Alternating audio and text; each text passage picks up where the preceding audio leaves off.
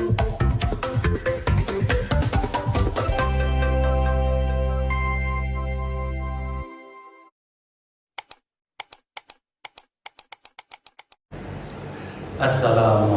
warahmatullahi wabarakatuh.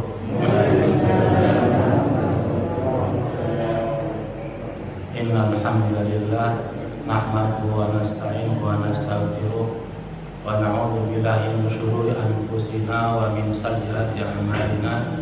May yahdihillahu fala mudilla lahu wa may yudlil fala hadiya lahu. Asyhadu an la ilaha illallah wahdahu la syarika lahu wa asyhadu anna sayyidina Muhammadan abduhu wa rasuluh la nabiyya ba'dahu. Allahumma shalli wa sallim wa barik ala sayyidina Maulana Muhammadin wa ala alihi wa sahbihi ajma'in, amma ba'du. Hadirin hadirat rahimani wa rahimakumullah.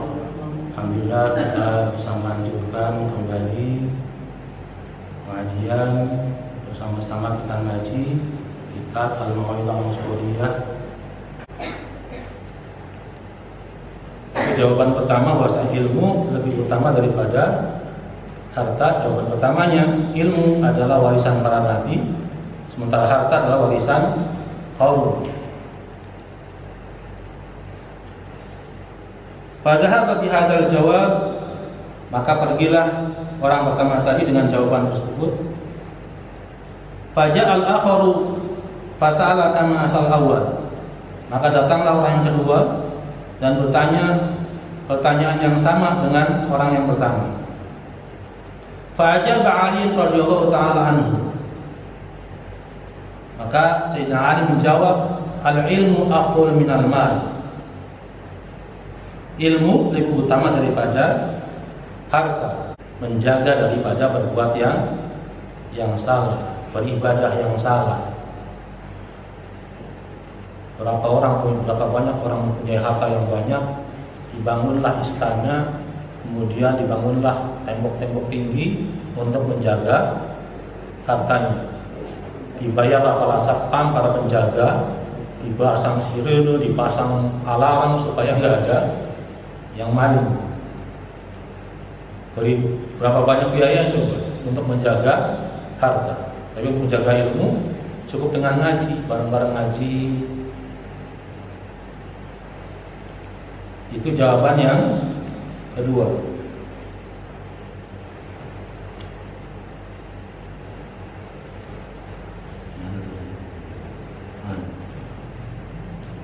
Padahal bagi hadal jawab, pergilah mereka orang itu dengan jawaban tersebut. Wajah awahidun minhum, dan datang satu orang lagi. Wa sa'alaka masalah awal wasani. Yang ketiga bertanya sebagaimana pertanyaan orang yang pertama dan kedua. Fa'ajaba Ali radhiyallahu anhu wa qala al-ilmu afdal minal mal. Maka Sayyidina Ali menjawab bahwasanya ilmu lebih utama daripada harta. Faqala bi ayyi dalilin, apa alasannya? Faqala li sahibil ilmi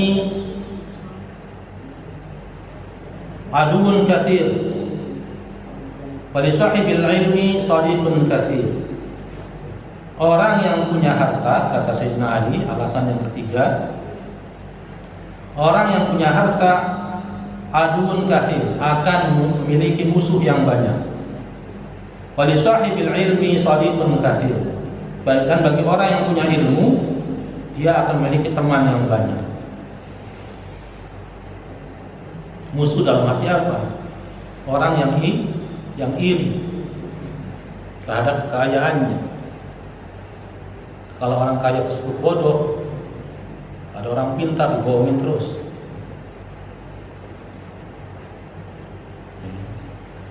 Bikin proyek, saya pengen bangun kolam renang, pengen bangun kolam ikan, berapa biayanya? Sama yang pintar diakal-akalin. Orang punya harta memiliki musuh yang banyak. Wa li sahibil ilmi shadiqun katsir.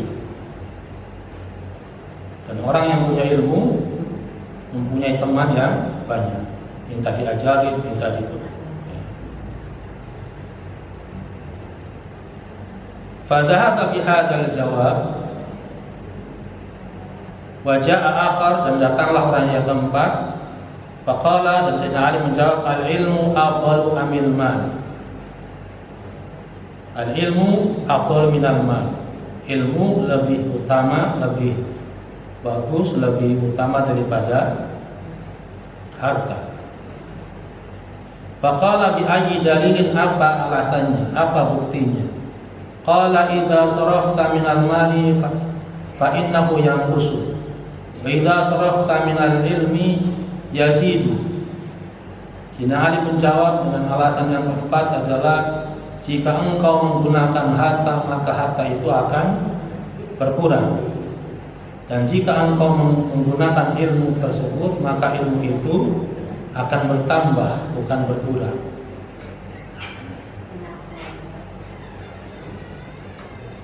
Orang punya harta banyak, warisan banyak, pasti lama-lama habis karena digunakan. Tetapi orang yang punya ilmu, ketika digunakan ilmunya semakin bertambah. Bertambah dalam hal apa? Dia mengamalkan satu ilmu tersebut, kemudian dia punya murid-muridnya mengamalkan lagi, akhirnya terus punya murid lagi, nambah terus dan tidak berkurang. Bahkan ilmu yang dia dapat, yang dia sebarkan akan terus berkembang, terus sampai yaumul qiyamah. Sebagaimana Rasulullah mengajarkan kita. Zaman Rasulullah SAW itu nggak ada ilmu tajwid, Pak.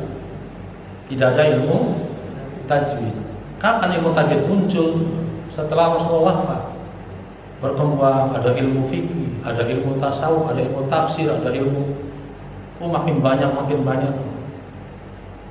Kalau ilmu dunia ukurannya segitu.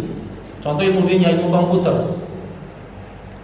Zaman saya waktu masih aliyah itu, komputer itu pakainya underdos, pakai disket yang besar, nyalainnya masih pakai layarnya masih hitam putih. Bentuknya seperti itu ilmu dasarnya. Sampai sekarang juga ada Microsoft Windows, ya itu aja, cuman pengembangan, penambahan fitur. Tapi ilmu agama, saya setua ini aja masih belum khatam kitab-kitab yang lain. Banyak sekali saya pengen ngaji kitab ini, pengen ngaji kitab ini, pengen ngaji kitab itu, banyak sekali, nggak habis-habis. Makanya orang yang banyak ngaji, insya Allah nggak ada fanatik lagi. Fanatik boleh, tapi nggak boleh fanatik buta. Ini nggak boleh, zaman Rasulullah nggak ada. Tajwid juga nggak ada zaman Rasulullah. Jadi nggak ada, ini nggak boleh, ini nggak boleh, ini nggak ada. Semakin banyak yang ngaji, semakin akan menghormati orang lain. Oh, dia ngambil itu dari sini, dia ngambil itu dari kitab ini. Ada yang mempermasalahkan ini.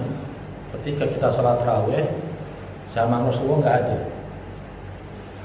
Tarawih itu adanya ketika Khalifah Umar bin Khattab. Maka Umar bin Khattab mengatakan, hadhi bid'ah, hadhi ni'mal bid'ah. Inilah bid'ah yang paling bagus. Ketika zaman Rasulullah sholat tarawih itu masing-masing.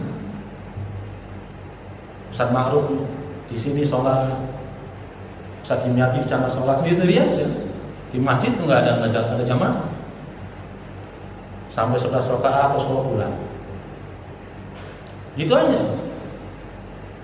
Kapan tarawih diadakan? Ya ketika Khalifah Umar bin Khattab diadakan, kemudian ada imamnya, kemudian masjidnya dikasih biasa aja, lampunya banyak. Kata Sayyidina Ali, ni'mal bidah. Inilah warisan Khalifah Umar yang paling disukai ketika Ramadan, sholat tarawih berjamaah. Kemudian kenapa ketika kita sholat tarawih itu setiap 2 rakaat ada baca-bacaan apa? Kalau di kamus saya dulu Al-Khalifatul Awwal Amirul Mu'minin Sayyidina Abu Bakar Siddiq.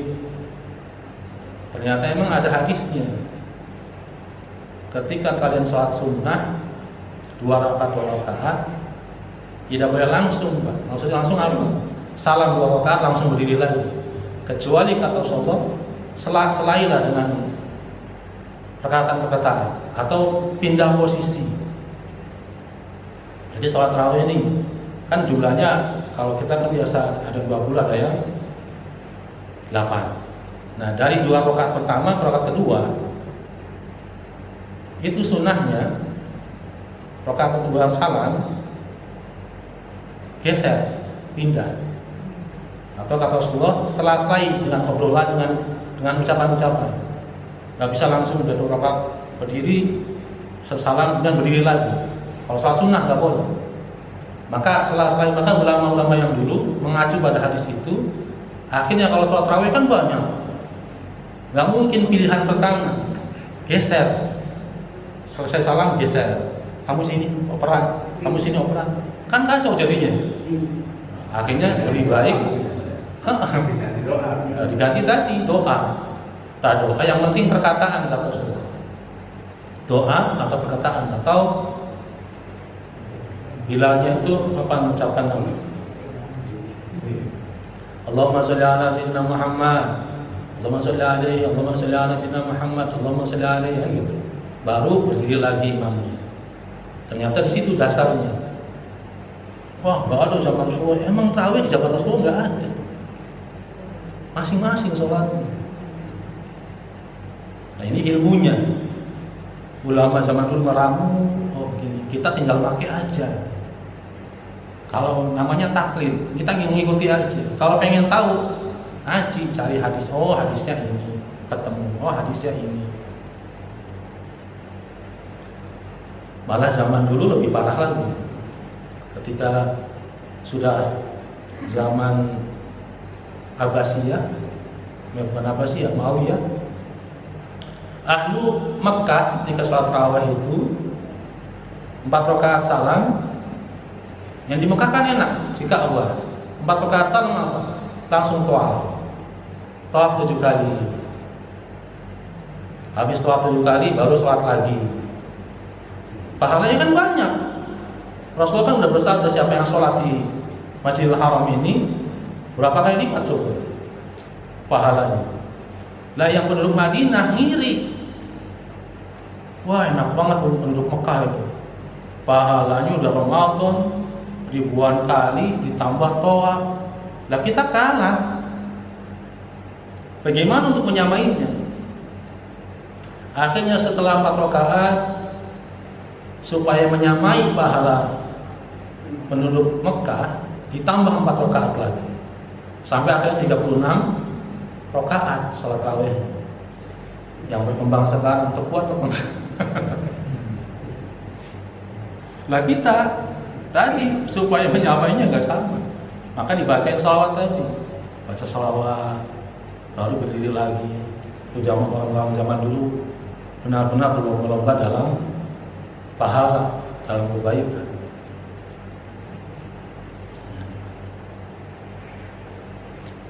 Hanya Ustaz. Oh iya. Kan kurang 13 menit lagi ya. Iya Ustaz. Tanya dulu. Yang pertama adalah kalau bulan puasa kita laki-laki itu nyelonong sama perempuan agar tidak kena dam atau denda atau ya, kita apa harus dibatalkan dulu? Nyelonong gimana? Puasanya dibatalkan dulu. Kalau kita nyelonong dengan istrinya itu. Kalau malam sih nggak apa-apa ya. Ya siang loh. Itu yang pertama. Yang kedua tuh saya kaitannya tuh sama Nabi Adam gitu. Apa yang maksudkan dia Gusti Allah itu Pak Ustaz? Kalau memang Nabi Adam nggak boleh mendekati buah kurdi, akhirnya kan nggak ada kita semua. Jadi ya. Coba itu realisasi apa itu Ustaz? Kalau yang pertama tadi emang sudah supaya kita nggak dapat dam itu, kitanya jadi orang miskin, Pak. Nah itu. Iya. Kalau yang tiga gitu, iya. Kita batalkan aja dulu ya. Kitanya jadi orang miskin, Pak. Nggak bisa. Tetap kalau kita membatalkan puasa ada alasannya. sakit. Kan cuma ganti aja, nggak ngasih makan orang miskin.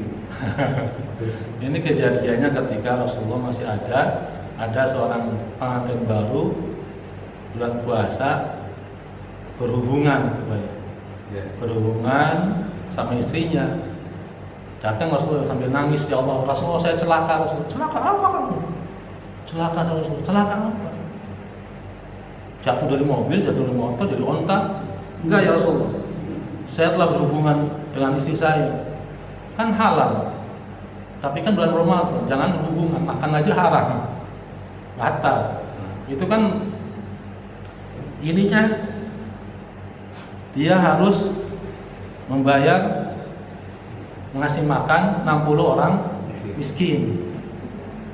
Yang kedua itu, yang pertama harus puasa ngulang 2 bulan berturut-turut. Kata sahabat tadi, sebulan aja nggak kuat, 2 bulan. Ya udah, kamu harus ngasih makan 60 orang miskin. Boro-boro ngasih makan Rasulullah. Saya nggak punya apa-apa, buat makan sendiri aja. Kadang sahur ada buka pakai air minum, air putih.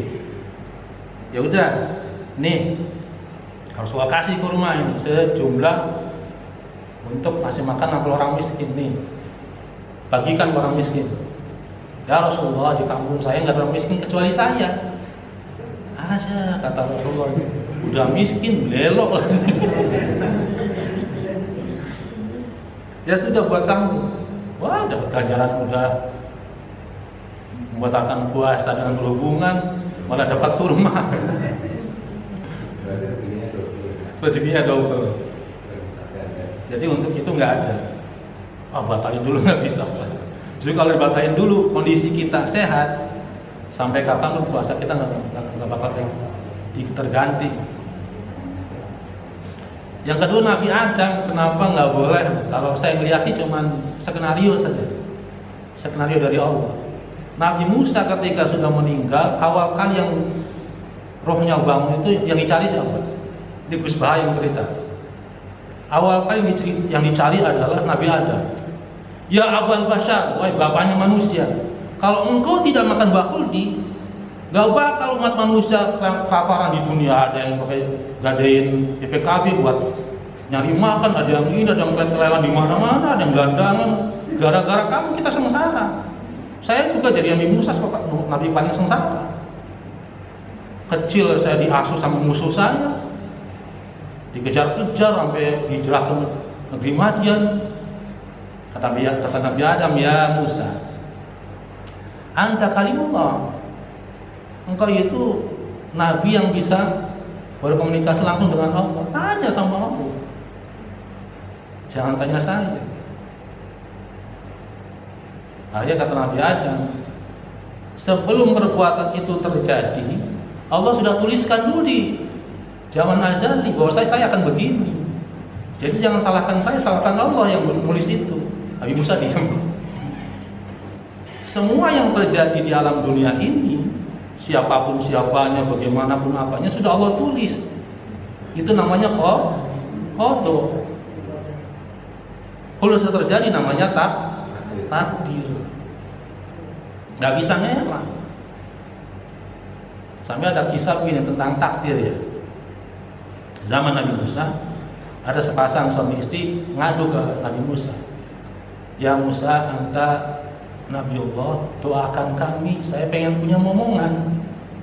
Saya nikah udah 10 tahun nggak dikaruniai anak-anak. Ya udah, saya munajat terus sama Allah.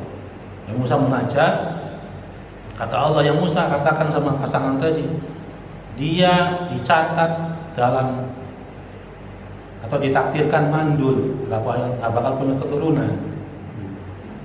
Sampaikanlah nama Musa, Pak, kata Allah, kalian ditakdirkan nggak punya keturunan, nggak punya anak. Sedih sepasang balik,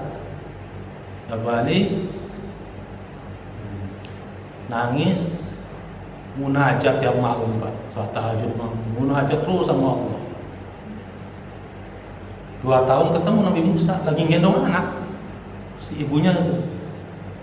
Nabi Musa ngelihat terus nanya, Bu, anak siapa? anak saya. Kata Allah ditakdirkan mandul, gak punya anak, gak punya keturunan. Nabi Musa datang sama Allah munajat. Ya Allah, 2 tahun yang lalu ada sepasang suami istri yang engkau takdirkan gak punya anak, sekarang punya anak. Kata Allah, ya Musa, saya malu gak ngabulin. 2 tahun dia munajat terus sama saya, tiap malam berdoa, ya Allah beri saya keturunan. Saya Arhamur Rahimin, Zat yang paling maha pengasih penyayang, masa nggak ngasih? Saya kasih akhirnya. Berarti di situ ada hikmah, takdir itu bisa dirubah dengan doa. Takdir bisa dirubah dengan doa yang sungguh-sungguh. Lain lagi kisahnya Rasulullah, dia lebih sedih. Rasulullah ketika ketemu Sayyidina Hasan cucunya, dicium bibirnya. Ketemu Sayyidina Husain, Rasulullah cium lehernya. Sampai satu saat Sayyidina Husain iri, cemburu, nangis, ngadu sama ibunya Sayyidah Fatimah. Umi, kok kakek lebih sayang sama abang Hasan daripada saya? Emang kenapa? Kakek kalau ketemu abang dicium bibirnya, kalau ketemu saya nyium lehernya. Nggak adil. Kakek nggak adil, kata Sayyidina Hasan. Akhirnya Sayyidah Fatimah mengadukan kepada Rasulullah, ya Abi, Pak, benar Bapak begitu sama Hasan sama Husain. Bapak lebih sayang sama Hasan daripada Husain. Kenapa? Kata Husain, kalau ketemu abang dicium bibirnya, kalau ketemu saya, Husain cium lehernya. Rasulullah sambil nangis. Ya putriku Fatimah, malaikat Jibril datang ke saya mewahyukan, ngabarkan takdir 2 cucu saya itu. Cucu saya yang pertama Hasan akan meninggal diracun. Semua yang ada dalam mulutnya keluar lewat mulutnya. Maka saya cium bibirnya. Cucu saya yang kedua Husain akan meninggal dipenggal kepalanya. Hingga tinggal kepalanya saja, badannya hancur injak-injak kuda. Maka saya cium lehernya. Itu takdir yang Allah kabarkan lewat malaikat Jibril. Nah, pertanyaannya, kenapa Rasulullah sebagai Sayyidul Anbiya wal Mursalin dan anaknya juga Sayyidah Fatimah, mereka kan orang-orang kasih Allah. Kenapa nggak berdoa sama Allah, ya Allah rubahlah takdir cucu saya? Kan enggak. Pelajarannya apa? Wabidu ba'dal qada. Rasulullah itu takdirnya begitu untuk cucu-cucunya. Pelajaran buat kita bahwasanya apa yang Allah takdirkan kepada kita, kalau kita nggak terima sampai kiamat pun nggak bakal merasakan kebahagiaan. Protes, ngeluh sama Allah terus. Ya Allah, kenapa hidup saya begini ya Allah? Padahal Rasul udah ngajarkan nih Sayyidina Hasan, Sayyidina Husain begitu. Kalau derajatnya dengan Nabi Musa, ya deketan Rasulullah. Tapi kenapa Nabi Muhammad nggak mendoakan berubah takdirnya? Kan enggak. Ajarannya adalah hikmahnya supaya kita menerima takdir apapun yang Allah berikan pada kita, sehingga ya kebahagiaan itu pasti masuk. Orang yang ngeluh terus namanya tidak syukur terhadap nikmat Allah. Sampai saking keselnya Allah berfirman dalam hadis qudsi, man lam yasbur ala bala'i wa lam yashkur ala ni'ma'i fakhruj min tahti abi samai fakhruj rabban siwahi. Siapa yang enggak bersabar atas musibah yang saya berikan dan tidak bersyukur atas nikmat yang saya berikan, fakhruj, keluarlah dari kolong langit bumi saya, fakhruj rabban siwaya, cari Tuhan selain saya. Nah, kalau diusir dari Cirebon saya bisa pulang ke Losari. Beli selain Rosadi bisa berangkat ke Indramayu, Tegal, kemana aja. Diusir dari kolong langit, oh kemana? Makanya ajaran dari Rasulullah tadi, terima takdir yang Allah berikan pada kita. Mukanya apa mukanya, mukanya apa bentuknya. Hikmahnya di antaranya itu. Sudah ya? Jadi intinya takdir itu bisa berubah ya? Bisa. Takdir bisa berubah dengan doa. Itu ajaran. Tapi kalau sudah terjadi, udah takdirnya begitu. Tinggal ikhlas dan ridho. Makanya di Al-Qur'an itu, ya ayatan nafsul mutma'innah irji' ila rabbiki radiyatan mardiyah. Yang radiyah siapa? Ayat itu yang radiyah siapa? Yang ridho ya siapa? Kita dulu ridho sama Allah. Nanti mardiyah baru mendapatkan ridho dari Allah. Kata Cak Nun, kita hidup bukan untuk mencari ridho Allah. Kita ridho dengan Allah Tuhan saya.